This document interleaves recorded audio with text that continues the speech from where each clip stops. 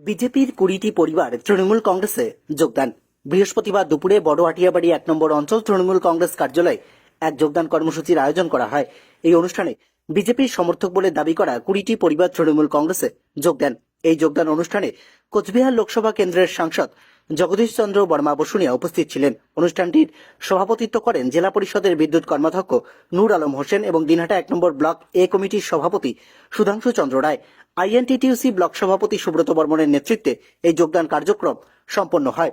এছাড়া অনুষ্ঠানে স্থানীয় পঞ্চায়েত সদস্য লেবু আলী ও অন্যান্য নেতৃত্ব উপস্থিত ছিলেন। এই যোগদান প্রসঙ্গে বিজেপির স্থানীয় বা জেলা স্তর থেকে এখনো পর্যন্ত কোনো ধরনের প্রতিক্রিয়া পাওয়া যায়নি। সুজয় বর্মন তিনি একসময় হাটিয়াবাড়ি ওয়ানের মন্ডল কমিটির সভাপতি ছিলেন এবং বিজেপির মন্ডল কমিটির সভাপতি। মন্ডল কমিটি মানে বিজেপি, তৃণমূলের মন্ডল কমিটি হয় না।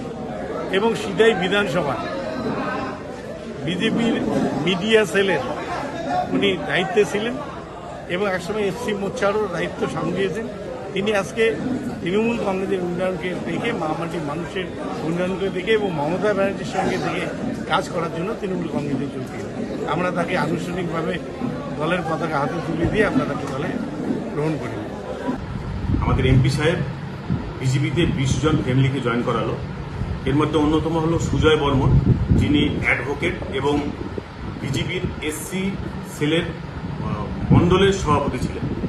তার সঙ্গে যে সমস্ত ফ্যামিলিরা জয়েন করলো তারা বিভিন্ন ধরনের বিজেপির পদাধিকারী ছিল। কেউ বুথ সভাপতি, কেউ ব্লক মণ্ডলের পদাধিকার,